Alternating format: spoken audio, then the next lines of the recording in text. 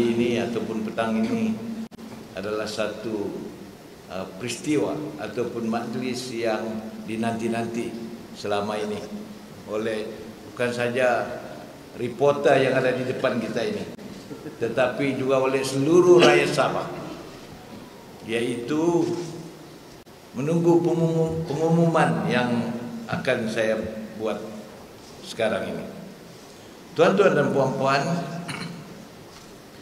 memandangkan tempoh 5 tahun Dewan Undangan Negeri Sabah ke-16 akan berakhir, saya telah menghadap Tuan Yang Terutama Tun Datuk Seri Panglima Dr. Musa bin Haji Ahmad yang di-Pertua Negeri Sabah pada pagi ini untuk menasihatkan pembubaran Dewan Undangan Negeri. Dengan perkenan Tuan Yang Terutama Tun, Dewan Undangan Negeri Sabah ke-16 akan dibubarkan berkuat kuasa pada hari ini.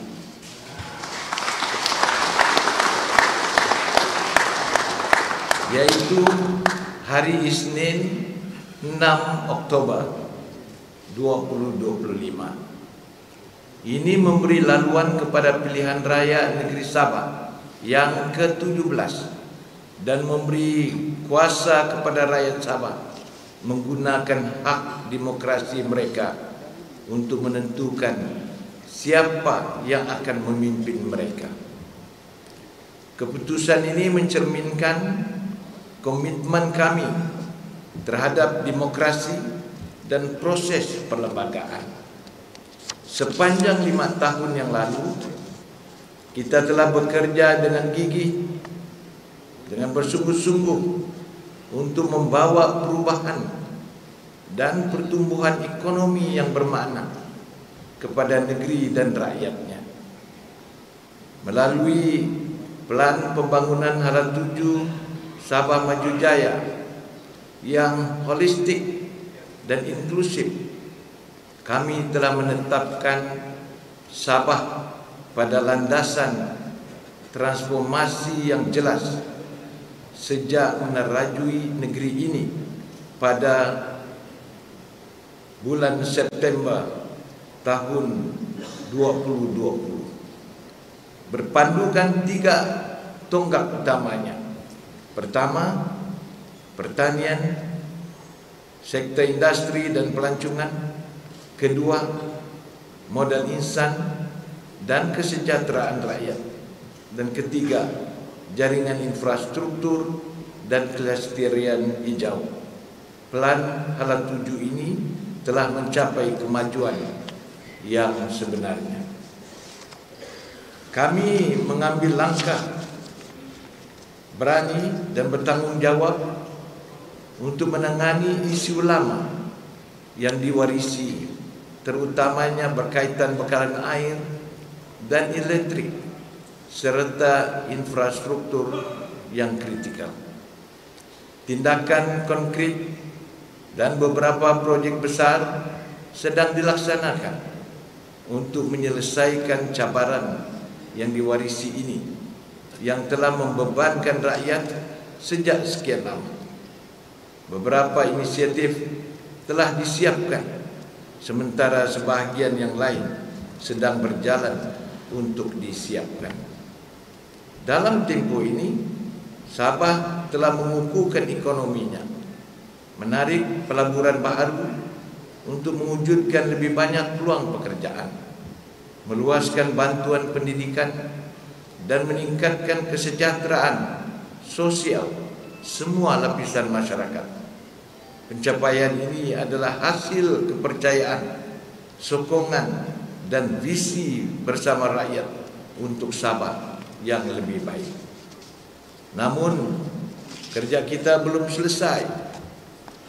Cabaran baru menuntut penyelesaian yang berani, dan kita bersedia membawa Sabah ke lembaran seterusnya. Dengan pembubaran ini, kami memohon mandat baru daripada rakyat untuk meneruskan usaha yang telah kami mulakan, yaitu membina Sabah yang lebih kukuh, lebih makmur dan bersatu untuk semua.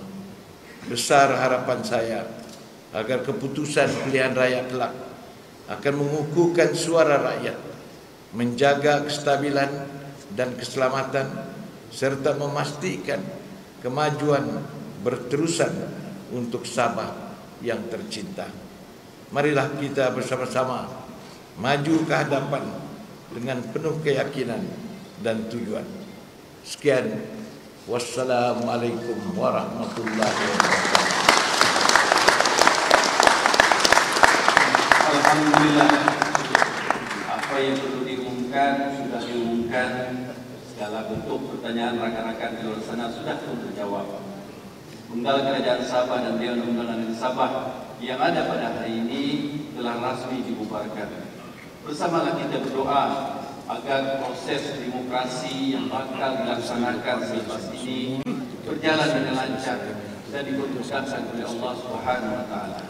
Dan yang paling utama, Allah memakbulkan setiap doa kita untuk mempertahankan Kerajaan Sabah maju jaya yang ada pada hari ini. Dan yang amat terhormat Datuk Seri Panglima Haji Haji Nur terus kekal mengemudi Kerajaan Sabah pada penggal ini.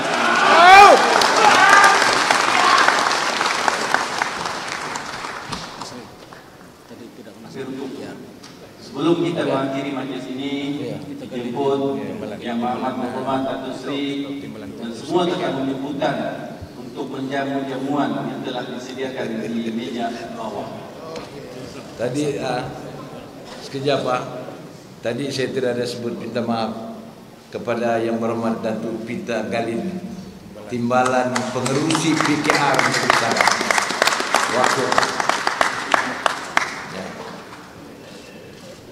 Timbalan Presiden Staff.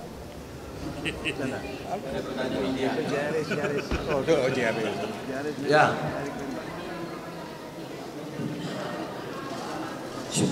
Ya, kerjasama ini keputusan bersama dalam GRS untuk bekerjasama dengan PH di Sabah.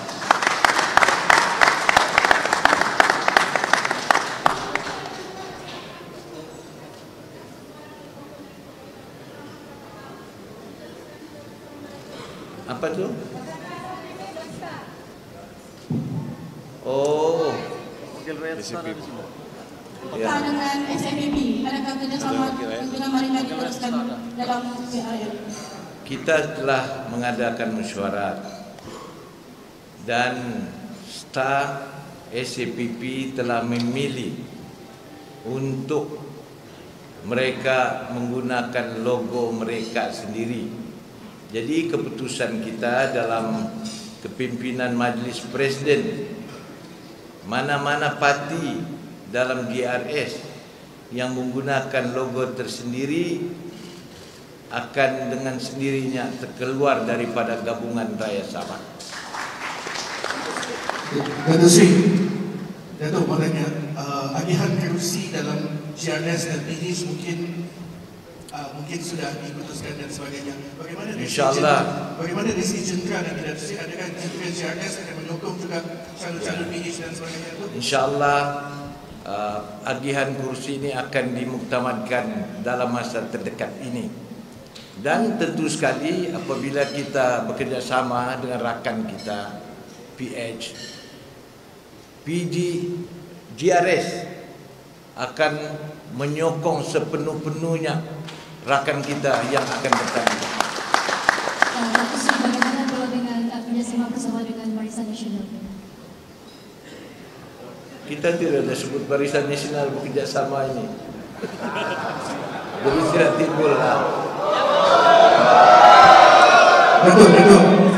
Datuk, soalan Datuk, sebelum ini ada PBS dengan STAR untuk menguatkan sokongan kepada KDMR dan sebagainya kan Datuk. Mungkin bagaimana Datuk melihat ramuan elemen gabungan itu dan PBS mungkin boleh strong juga kan untuk memastikan memberi kemenangan kepada GRS? Ya, kita amat yakin PBS bersama-sama kita dan kita amat yakin kekuatan pengaruh PBS itu cukup kuat untuk membantu.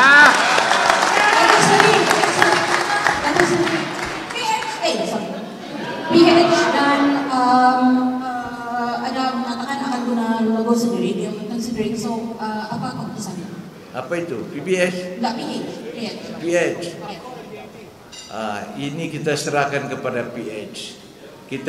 Saya tidak boleh bercakap bagi pihak PH di dalam forum ini. Sebab you mentioned kalau orang sudah lolos sendiri, they out of the pelabuhan, right? Ya. Yang saya boleh sebut ialah GRS.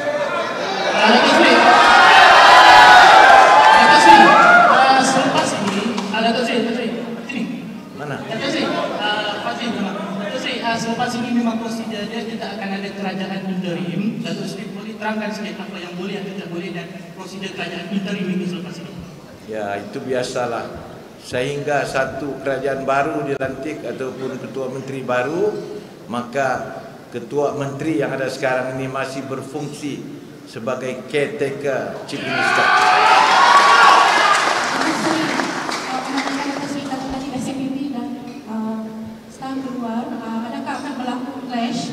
Adakah mereka akan langgar kawasan kursi JRS? Ya. Kalau sudah di luar itu memang melanggar itu.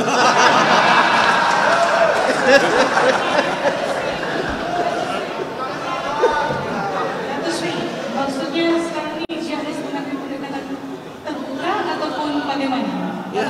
Secara gentleman masing-masing ada hak untuk pada pihak ini. Itulah keputusannya. Mereka keluar dalam gunakan logo sendiri. Tentu mereka akan meletakkan calon di mana mereka suka. Dan tentu sekali saya amat yakin kita akan juga berlawan dengan calon-calon daripada STAR dan SAPP. Dato' Sri, dan saya pada Dato' Sri melihat Dato' Asim. Dato', bagaimana Dato' melihat nanti jika after election mungkin akan bekerjasama balik dengan STAR atau bagaimana dan SAPP? Sampai situ. Itu tidak timbul lah. Satu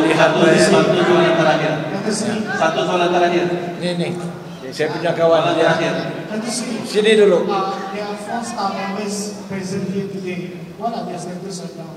STAR punya wakil rakyat. Dia orang sudah nyatakan kepada saya, dia orang menyokong JRS.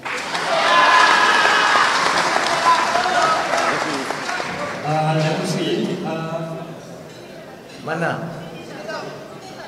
Sini dulu. Sabar. Ya.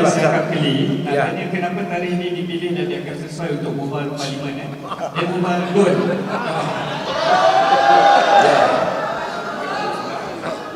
Saya sudah mimpi terumpun. Hari inilah paling sesuai kita bubarkan Dewan. InsyaAllah JRS dia akan menang. Ya.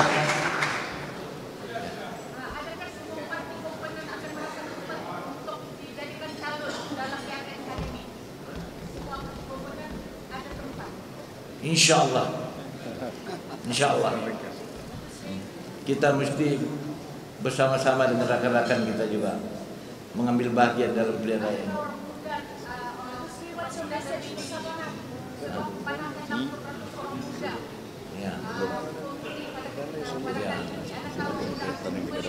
Ya, semua orang muda pun kita bagi.